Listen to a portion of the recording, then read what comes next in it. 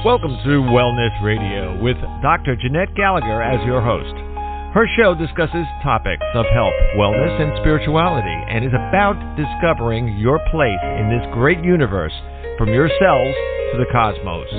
Along with her guests, in casual conversation, she strives to ask the difficult questions that may be holding you back from a vibrant life, and shares new ideas that may inspire you to make a change in your life that you only can see in your dreams. And now, here is Dr. Jeanette Gallagher. Good evening, everyone, and welcome to Wellness Radio. This is Dr. Jeanette Gallagher, and it's a pleasure to have you with us here this evening. Tonight, we are going to be talking about a very unique topic, medicinal lichens. Wow, what are they all about? They are under our feet, they grow in the trees, they are perhaps on the leaves around us, maybe they're even the essence of the air in which we are breathing. What are we talking about? We're talking about something that is considered in the plant kingdom. It's something that's considered an organism for medicines. It's also something that is living and breathing and growing, and just something that is so unique in our world that very few people are even talking about. Have you ever seen a lichen? Do you know what a moss is all about? Have you ever looked at the spots on the tree or something that's coating the bark, or perhaps something lying underneath your feet, and you're saying, oh, it attracted me to that. It is different color. It was a unique shape. Perhaps maybe it just seemed different. That's what we'll be talking about today. What is so important to say is what is out there around us that we haven't even noticed in the world. Perhaps we're talking about a tree that's an oak tree. Yeah, we know what those are. The daffodils, they grow underneath our feet. We know what those are. We also know about the animals and all of the plants that we put in our yard. I live here in New Orleans. There is such a diverse kingdom here. You never know what's going to show up. There's so many things that are unique. They are very different. They show up different each year. Some years they don't even show up at all. How diverse is nature? How does it show up? How does it ebb and flow? How does it show up when we need it? And how does it provide things that are able to nurture us all to be able to be in a relationship, to be able to exist in this world? Very much a different kind of topic we'll be talking about today is, what is our existence about? How are we all interconnected? And how is it so vitally important for the existence within this world? Today my guest is Robert Dale Rogers. His book is Medicinal Lichens. There are many photographs in the book. It's so descriptive about lichens, and they are by Jason Hollinger. We're talking about Indigenous wisdom and modern pharmacology. Robert, thank you so much for joining us today. It's a pleasure to have you with us. No, thank you very much. So glad to have you, Robert, but don't you think that a lichen is like, people are saying, I don't even know what you're talking about, in many people that we talk today, yes? Yeah, I do believe that a lot of people, when they walk in nature, they walk by a lot of green, and they don't take the time to, get closer and get personal with different organisms. And lichens are quite unusual in that they're basically a symbiosis, or what I would call is now being known as a holobiont, meaning that a number of organisms have come together to survive in situations where they couldn't live by themselves. And so the idea of community, the idea of operating together and communicating and cooperating is something that we as humans could take well to heart. Just as humans are symbiotic in our, in the world, we have such a consciousness that filters things out. It really is command, control, elimination, all of these other things. But yet, in nature, they don't have that filter. They don't have that consciousness. They don't have that we know of in relationship to how humans are engaging in the world. So, so many times people will say, oh, man, I just wish I could be a tree today. They have such an easy life, and or wish I could be a daffodil and just show up for one season and I'm good to go. It's really our consciousness that kind of gets in the way, don't you think? Well, I think, humans being, very anthropomorphic about the whole world in general, and they don't realize that where we came from, ultimately, like, from the very tiny cyanobacterium in the ocean and then to salt, fresh water, and basically, lichens being fungi, that is, mushrooms, in association with algae, cyanobacteria, and other organisms, have created very unique survival mechanisms. They thrive because they figured out how to do it properly. And they grow everywhere from hot desert sands to extreme polar cold. I mean, they're everywhere. They're on every continent. When we think about it, we are now in the year 2025, and so many people are talking about, I'm an energetic being, I need to move energy, and energy, this, that, or the other, this fabulous word. When in essence, most of the energy that we're looking for is in algae, cyanobacteria, and these type products and herbs. We're saying we want to be able to derive the energy from something and transfer it into our own being to be able to help support our new kind of energy in which we are in today. Don't you think this is a new wave of where medicine is now going? I totally agree with you. I mean, I've been an herbalist for over 50 years, retired from clinical now. But, time and again, I've looked at the energetics of plants, both, everything from tinctures to homeopathy to flower and mushroom essences.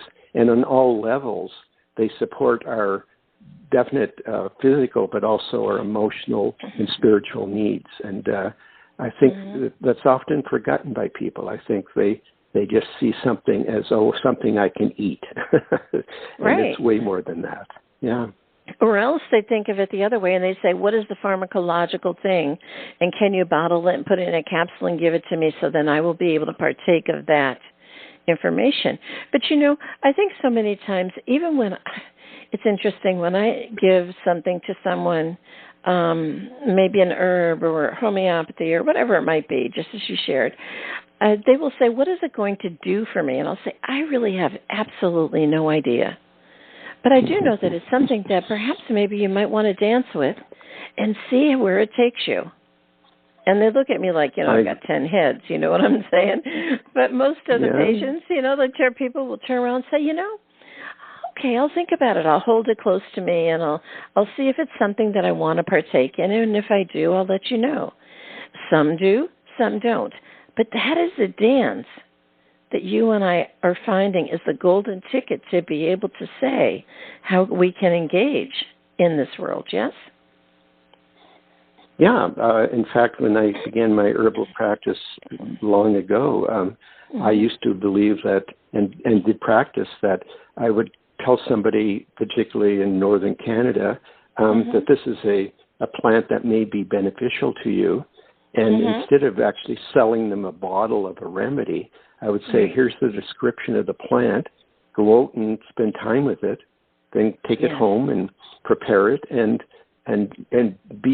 educate yourself about your connection with this plant and how it may be able to help you. And so I think a lot of modern urban people are, would find that, I'm not willing to do that. But more people would benefit from actually connecting with those different organisms, yes. And I think also, too, it's about, going back to the word again, connecting with the energy of the plant in the first place. Because once you connect with the energy, it'll bring something to you. We think about essences. I have right now in New Orleans, it's probably in the space of a mile, we probably got about maybe 200 magnolia trees blooming. And, they've got hundreds of blooms all over them. So, you think about the magnolia, and the magnolia has so much vital energy and everything to it and what it can bring. And just by being in its presence, you can feel either strength, or you can feel peace, or you could feel calm, or you could feel whatever it might be.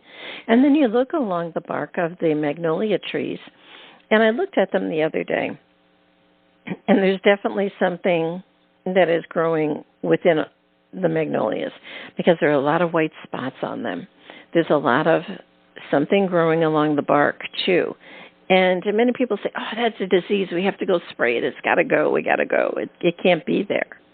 And we think about it. It's there for a reason. It's telling you something. Just as simply as a canary in a coal mine, it's telling you something. Something is either off, something is shifted in your climate, or perhaps maybe it's there to help the tree, help nature, or you don't know what it is. So the thing that sometimes we always want to go out, when we see these lichens or these mosses or these colors or patches on things, we want to go out and we want to kill them. We want to eradicate them. And that's not really what we want to do, perhaps? Yeah, I agree. I mean, everything started with bacteria pretty much. And modern medicine seems obsessed with killing all the bacteria around us. And antimicrobial soaps and antibiotics, and really that's totally the opposite of how I feel about it. It's like, the terms that are used even in biomedicine, like, fighting cancer or war on cancer. No, that's the total, to me, that's the totally wrong approach. Yeah, because sometimes what it's doing is it's also activating something in the plant, and it could be making it stronger. In other words, exactly. If a plant was meant to be it has something that an antibacterial concept or whatever, and a bacteria comes along, the plant becomes stronger in its potential to be able to do what it needs to do. So sometimes it's actually even more potentized, perhaps. It is. In fact, under stress, many medicinal plants will actually increase the content of the actual compound that has been found, at least in modern science, to be the active part that is actually the most powerful. And so absolutely, as plants get stressed, they respond. Yeah. Myself, I always, I've been guided, I guess it's towards the blue-green algae out in Oregon. And there's a specific one there by a lake, and it's the only one that I would ever even go within. And I had asked them at one time, they said, oh, well, we're out of this form of it. We don't have the powder anymore, and we have it in capsules now. And something just twinged in my mind. And I said, but how many people have touched it from being the raw organic powder to be able to get into a capsule? And the man said, you're not the first person that's asked that. Thank you for asking. And I went, awesome. So I locked that into my brain. And I said, this company absolutely knows about the energy and the potency of their product, and they understand what they're delivering. They're delivering an energy source, so to speak. And they said, we barely touch it. It's gone from the organic powder into the capsules and into the bottle within the same day. One person does it. And I said, that I can understand, that I can accept. And I think that's very important to understand about when we talk about medicinal anything. How has it gone from its original source to be able to get to yourself, to be able to say, is this the same thing? Like let's talk about food, for example. Along came fast foods, along came microwaves, along came whatever you're doing to the stuff, and you can pass your hand over it if you're an energy person, say, this is dead food, this isn't food. I know it has no energy within it, no vital energy. Don't you think that's very important to recognize in this time of what are we getting from the source that we're ingesting?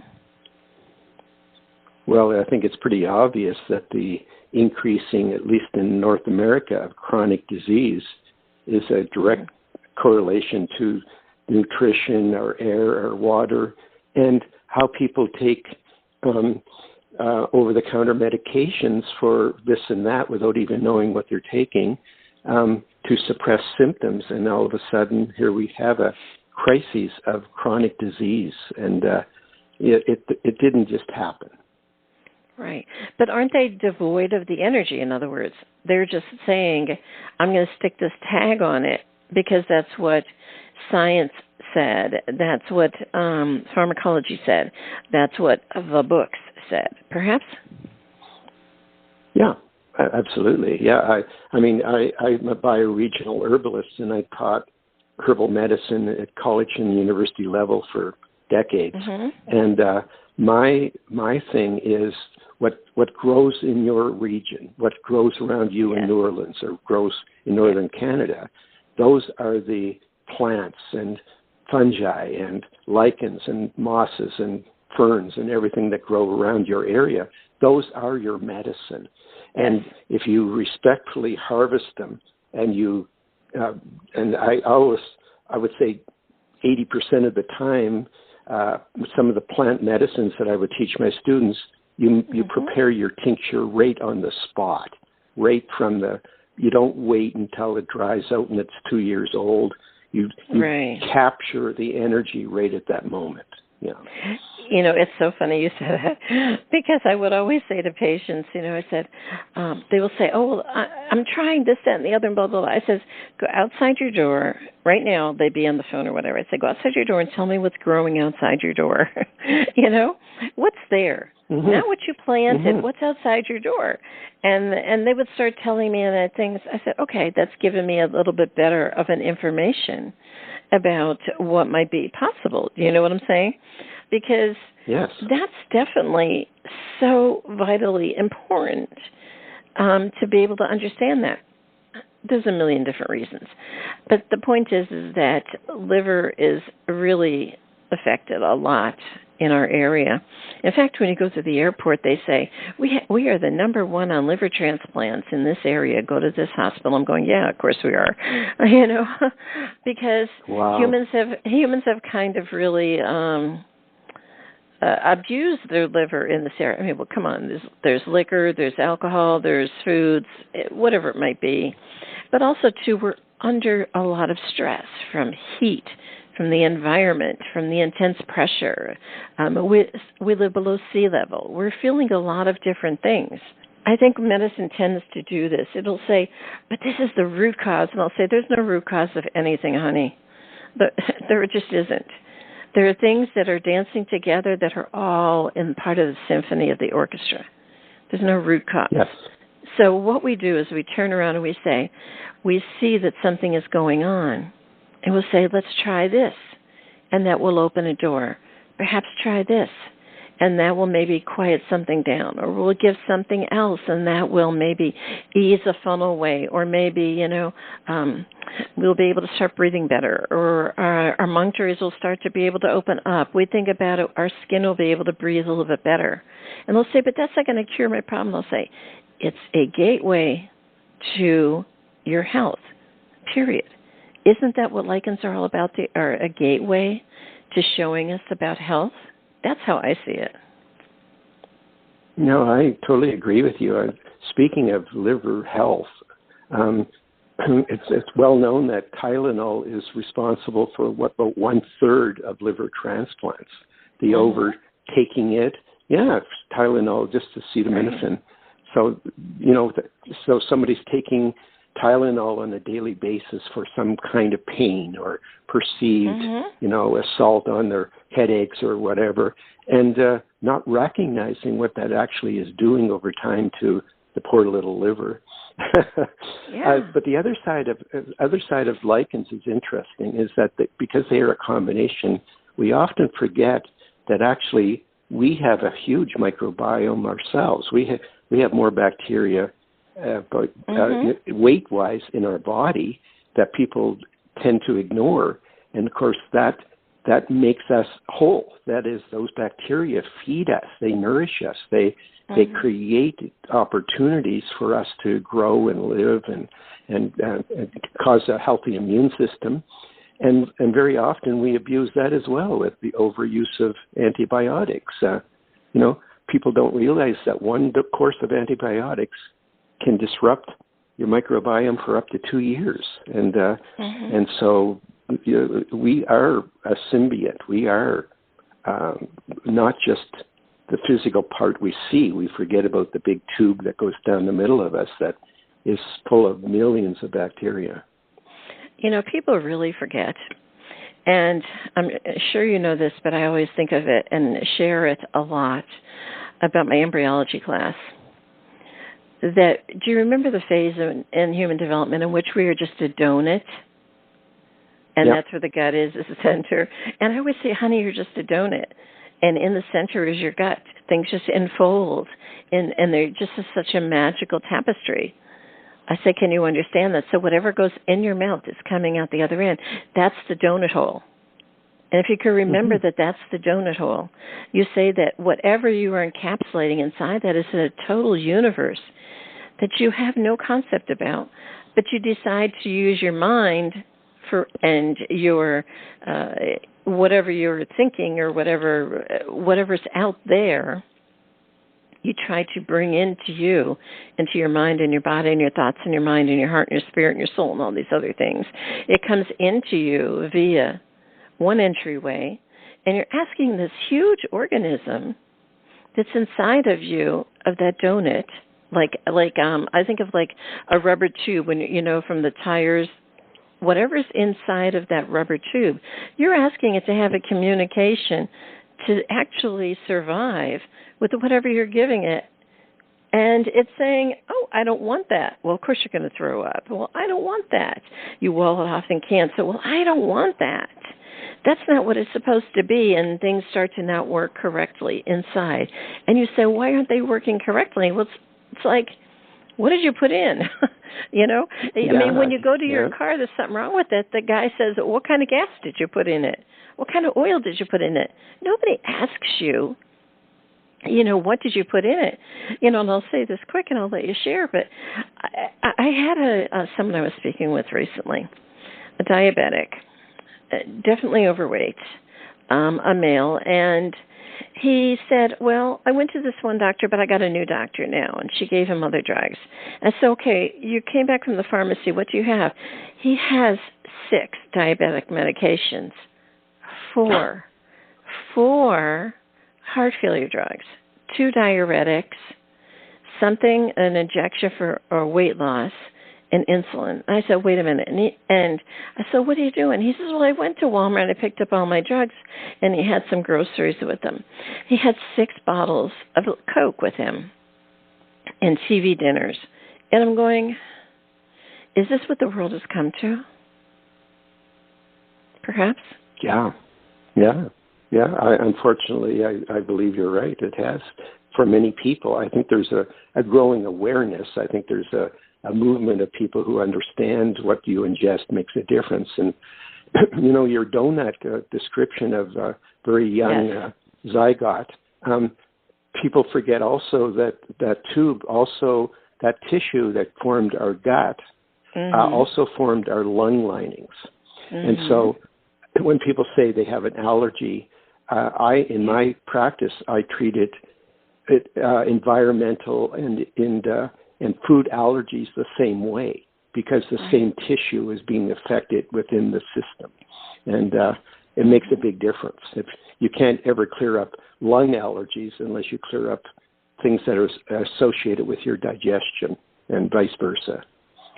Yeah, you see so many people putting stuff on their skin to quiet something down. I'll say you're not understanding that that's the red alarm. That's you're in the red light district, honey. The red alarm, the red light's going around and it's spinning and saying it's something is affecting somewhere else in that same cell lineage within your body. It could be something in your gut. It could also be something in your heart. When people in their faces get really, really red, we're going, something's up. We're going, what is that? Heart. We think a lot of times. We think of sometimes, when people are coughing and they're saying, but it isn't my lungs, and they're trying to tell you something, but they don't understand what they're trying to tell you, and the doctor surely doesn't. But you and I might understand. They're saying, I'm coughing, but I don't understand it. Sometimes it's your heart that's irritated. It's sort of like it has this little, I call it a little bubble of essence that is kind of like irritating, in other words, vibrating against the lungs and saying, knocking on the door saying, oh, I just don't feel right. I'm just kind of vibrating. And then you look at it later on. Yes, definitely that dry cough that you get with the heart condition was something that it was telling you a long time ago. You know, look at AFib, look at the lining of the heart, look at this, look at that. And I think it's more of a magical and a mystical way of engaging in our human essence that people say, oh, that's for the other side of those woo-woo people. Those are those esoteric philosophical people. Well, I'll raise my hand. I'm the first to say I'm that. You can raise your hand, too, and say that you're that. But we need to be proud of that, because that is called a forerunner. We are seekers. We are people who are out there who are saying, we are waving the flag and we are saying, this is where we are going. This is what we have been denying. This is what we have not been paying attention to. But you and I are saying, we are drawing all the pictures together. Can you come and join and find out where your piece is? Perhaps? Yeah, I agree with you. Yeah, absolutely. In fact, I think COVID taught us a big lesson with regards to how things are affected on an immune level. Mm-hmm. Mm-hmm. Yeah. And by the way, skin, one of the most difficult things to treat in my clinical practice and perhaps in yours. Mm-hmm. And I had a 15-volume set that I used to teach my herbal students, and skin was the last volume, because it is the most difficult thing to deal with, right, because it represents something going on internally, and what is it?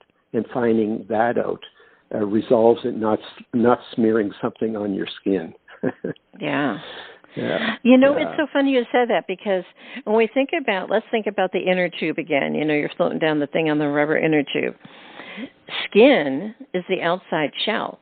Well, everything has to percolate up to it. And to be able to want to get out, it can't get out. And when it's trying to get out, what really, let's take it back for a second, Robert, what is really the essence is that permeability of that skin surface has been affected. You know, when we think of it, sometimes if we just say, hey, I don't know what's going on with you, but let's try this first. I'm going to give you electrolytes. Basically, I'm going to see if that permeability of your skin surface, skin cells, wherever they are going to wake up. And let's try that first. And I think sometimes that permeability is the essence that we have to work on. And then everything else will ease eventually within its own time frame, perhaps. Yeah, I think the skin actually, well, very often, as you're a naturopath, you know, you call that the third kidney, and there's a reason for that. And one of the things about the skin is that skin cells communicate with every other organ system in our body.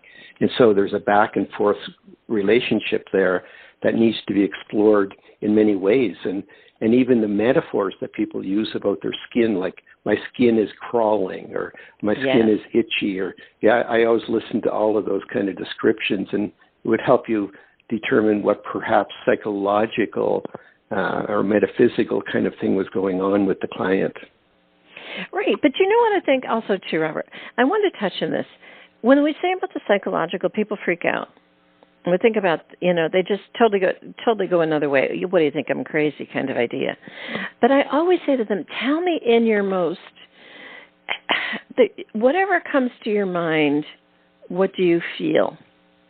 And I think that's important, because just as you shared in all of the lichens and all of the stories in your book, there are many things in there you could say, oh, that is word. That's the word that I was trying to say. I needed to feel loved. Oh, I wanted to feel like I was like a rock. Oh, I wanted to feel like, oh, I felt like my bones were dissolving. These different words are very important, and they guide us to certain types of lichens, of bacteria, of plants, of anything that's out there that has a similar dance in the universe. And that's what we're talking about. We're trying to find that by asking you, what do you feel in your mind or in your psychological, we're using that word and I don't like it, but what is using in your mind, how do you feel? And some people say, well, I feel like my toes, I just want to dance and I can't. And then we use those words to find a homeopathic remedy, or we find an herb. We find it because the plants have spoken to us in that same language. Isn't that what your book is about? What is the language of all of these lichens? How can you find just one word in this entire book that says, oh, it connected with me, and then I'm going to look into that? That's what we're looking for, the threads of connection. Yes? Yeah, I agree. In fact, a number of years ago, about 10 years ago, I wrote a book called Mushroom Essences, looking at, basically the shadow side that often is what the problem is, like Carl Jung would say, that really is dealing with or involved with what is something we're trying to ignore or trying to cover up. And I really believe that there's a couple of the medicinal lichens that actually have those qualities, including the usnea that you see everywhere.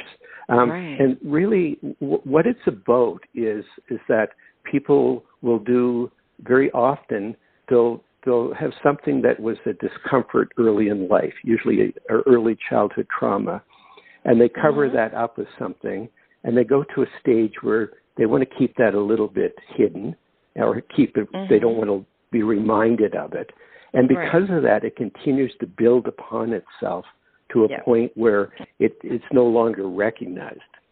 But yet, on a psychological level, if you own it, if you go, okay, yeah, that happened, all of a sudden it frees you from all of the different things that you use to cover up and create a totally new way for you to look at the world. Robert, I work so much with elders, and the idea is that, boy, it's so tough because they have so much that they're holding on to. I truly say to them, honey, your inner tube, it has so much inside of it. And to be able to let your soul go free, we're going to need to clear up some of this energy. So I always say to the people, I say when you get to a certain age, start clearing things out. I know for myself, I'll be 70 this year. And I put 4 boxes. I have 4 kids, 4 boxes in the middle of the room. I went around the house and took all of the memorabilia that the kids have had or made over the years or things that they liked or whatever, and I put them in their boxes and I mailed them to them. And I said, when I pass away, don't come to my house saying, oh, how nice Mom kept this, and go into that memory phase. I said, I'm giving it to you now so you can enjoy it. You could throw it away. You could do whatever you want with it. Because I'm freeing myself of those ties and of those memories of good or bad or indifferent. And I'm kind of clearing out my inner tube, so to speak. And when you start to do that within your thoughts and your mind and your physical space, you start to feel a little bit lighter. And I always say, when you get to that end point, when you're coming to the door, so to speak, I've had so many end-of-life experiences myself with my medical history. It will boggle the mind. And I've gotten very clear on it. And it's just, honey, you're just letting everything go. You squeeze through this door, and if you think all that stuff's coming with you, nothing's coming with you.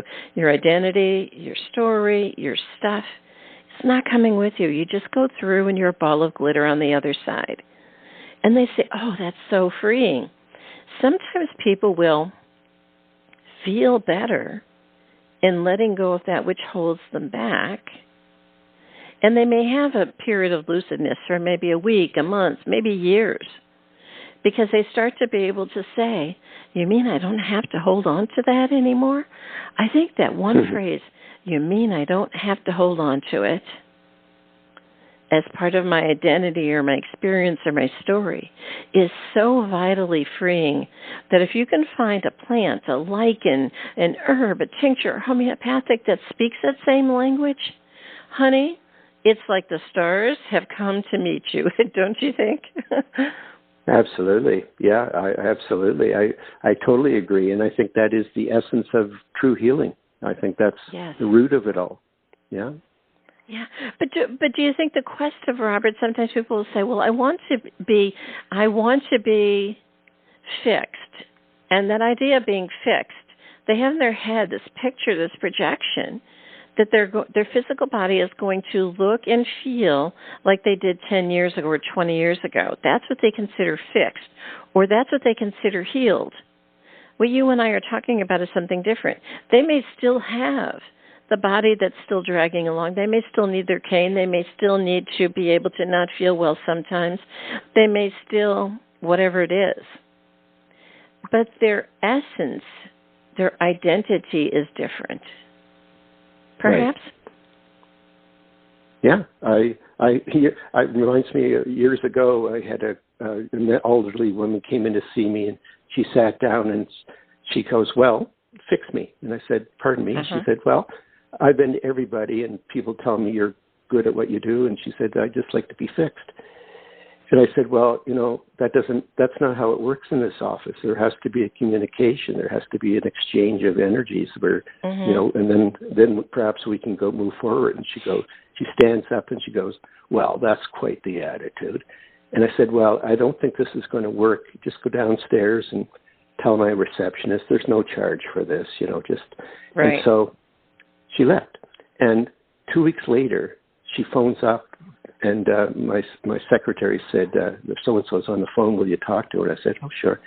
And she said, "Mr. Rogers," she said, "nobody's ever spoken to me like that before." Right. I wasn't rude or anything. And she said, "Could we try again?"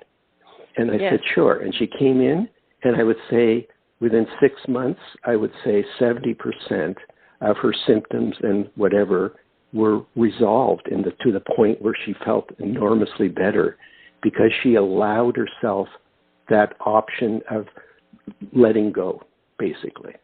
Mm-hmm. What the greatest gift is opportunity. Yes, absolutely. Yeah. I think the Chinese have a symbol that is associated with crises, and part of it is opportunity. And we always have that option.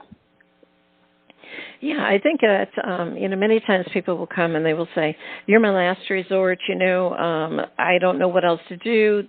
Everybody says that, naturopaths can fix everything these days, and this is a natural way, and, we're going to do this, and it's like, I'll say, "Oh, I'm so glad you're here. I'm so glad you have cancer. It's so exciting."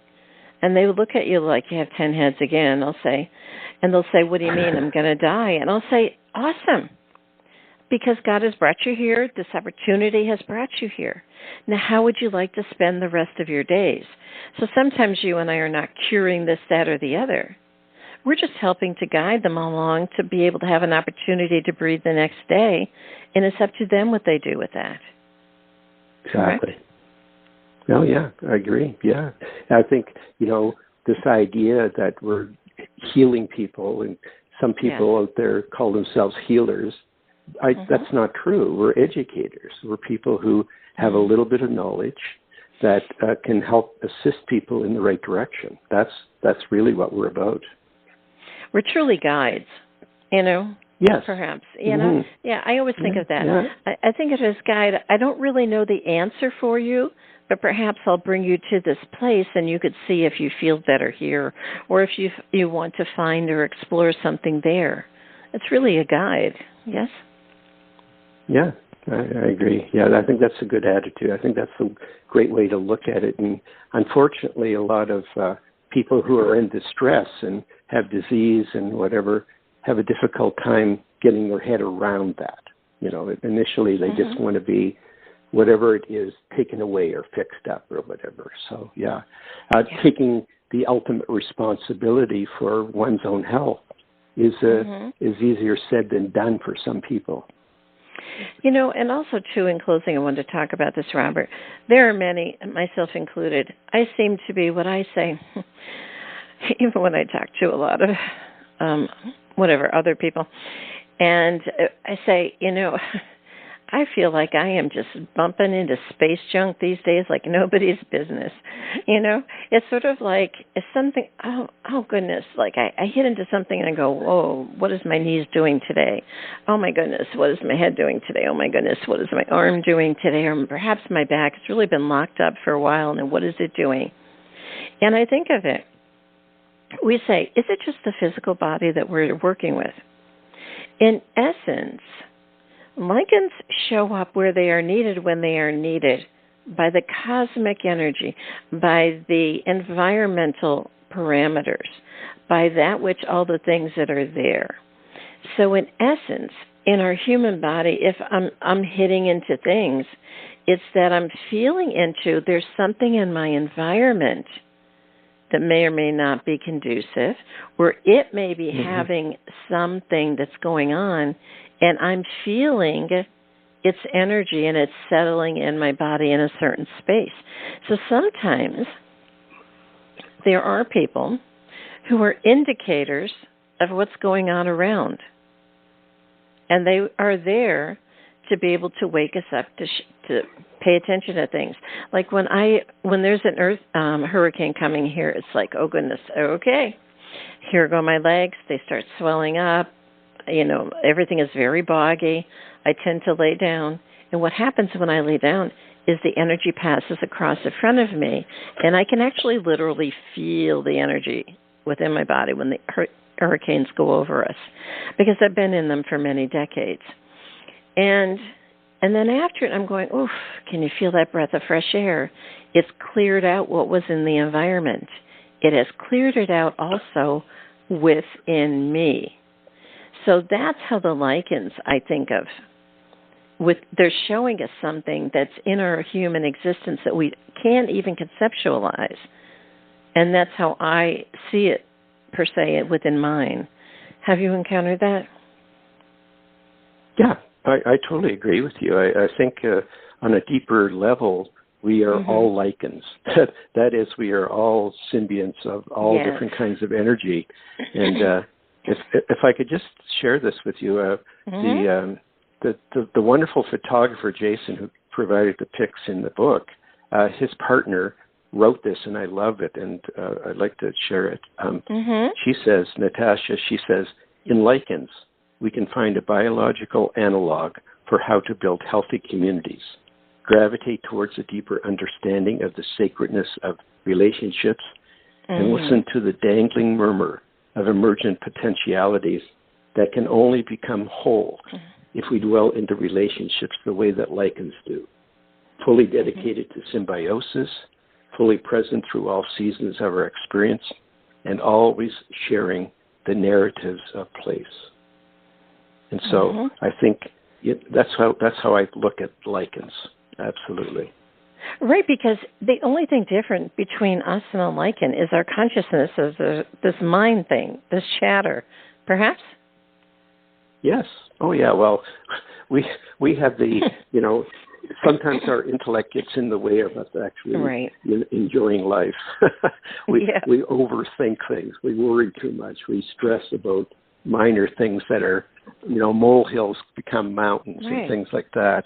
And so stress and inflammation are the great big problems that people need to look at and deal with. And perhaps meditation or yoga or some kind of modalities of that nature would help people walk in nature, for example. I love looking for mushrooms in the woods. And when I go for a walk, I don't really care if I find a mushroom. I just enjoy the experience. And I think that's really what nature's about, our connection with it. Yeah. Yeah, because I speak, as I said before, I work with a lot with elders, and they say, well, I have a little bit of time, and I'll say, okay, that's awesome. What now? And they say, oh, but I want to do. I want to go on. I want to jump out of a plane. I want to go see my kids. I want to go this, that, or the other. I said, those are all doing. What is the being of yourself? And I think lichens show us the being. Our consciousness is the doing. All of those things are a conversation that are so much I kind of call it in the junk drawer in your kitchen, you know what I mean?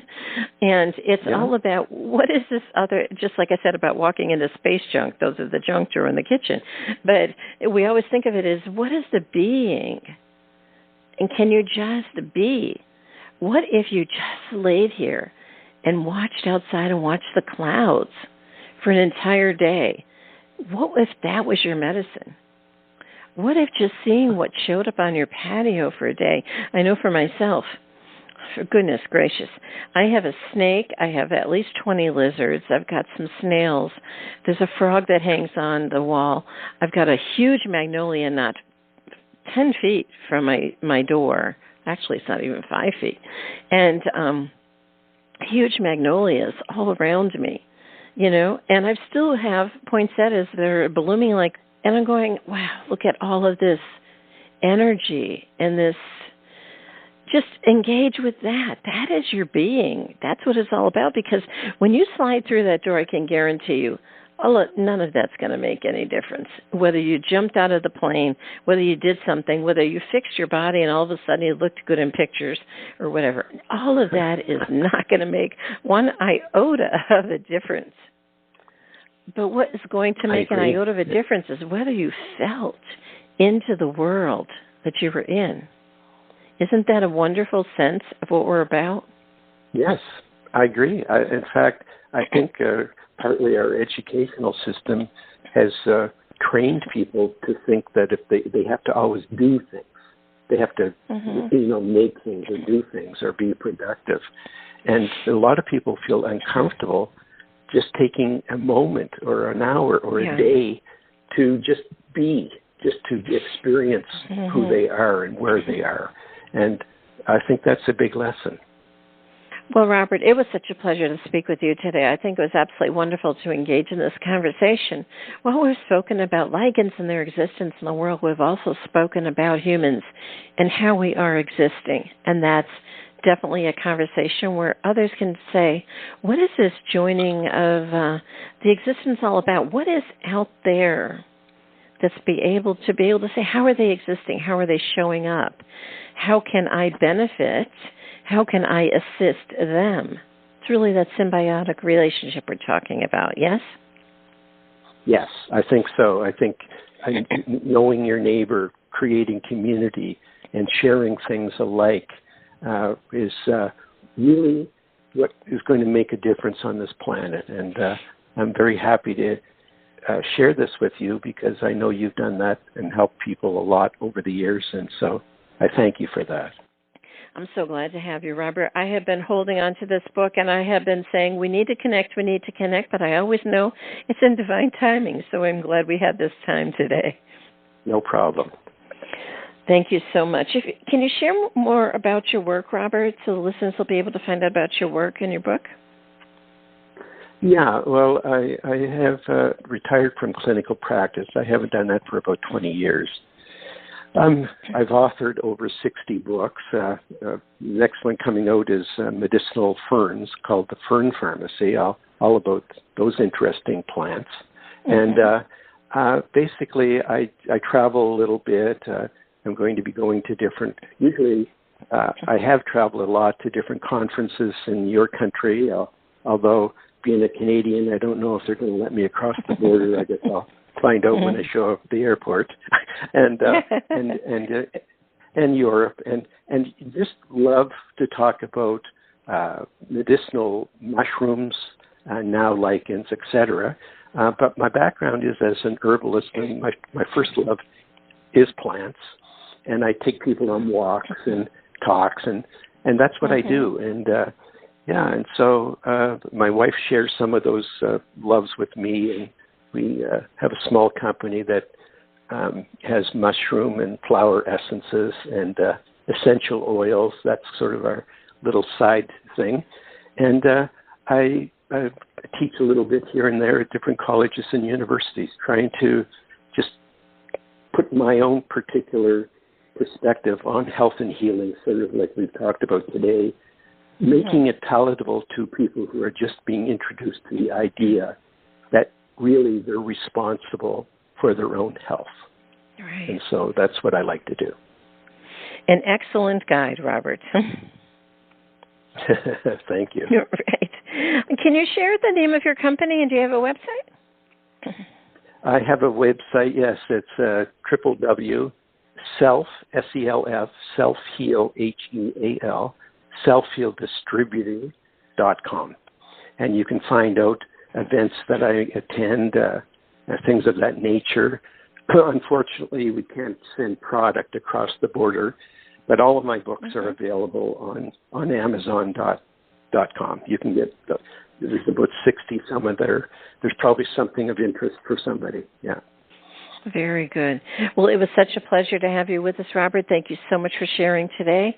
And I know from the stories that you and I shared today, many people will say it's time to be able to wake up and perhaps maybe get their own little walking stick and follow along with a guide, perhaps?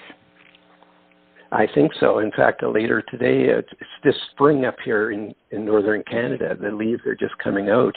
I think I'm going to take a walk around the lake and just soak in the new fragrance in the air that comes from new, fresh foliage. I love that spring-like smell in the air. Yeah. Yes, you drink in all of that cosmic, who knows what it contains, right? Exactly. You're right. Yes, absolutely. Thank you so much for joining us. A pleasure. Thank you very much. Great to talk to you.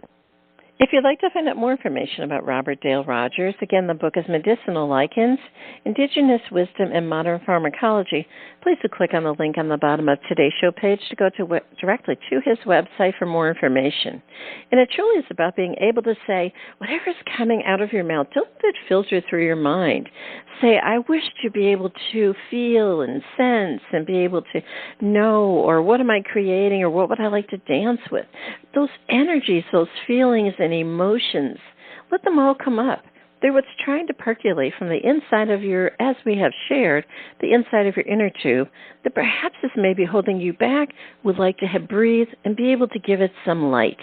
Maybe it will then transform into healing. Maybe it will transform into another story that you'll be able to dance with. And maybe you can say, you know what, this is a wonderful journey of this life. Instead of being able to say, I've had all these hardships and everything, and I can't wait until that final moment. It's truly about being able to say at any time in your life, be able to say, what is the glory and the joy around me? Can I breathe it in? When a thunderstorm is rolling up, go outside and breathe in the electrons. When you go out and you be able to say there's something blossoming, just go out and breathe it in. That is the energy of the universe. That is the true healing that we are all seeking. Thank you so much for joining us today.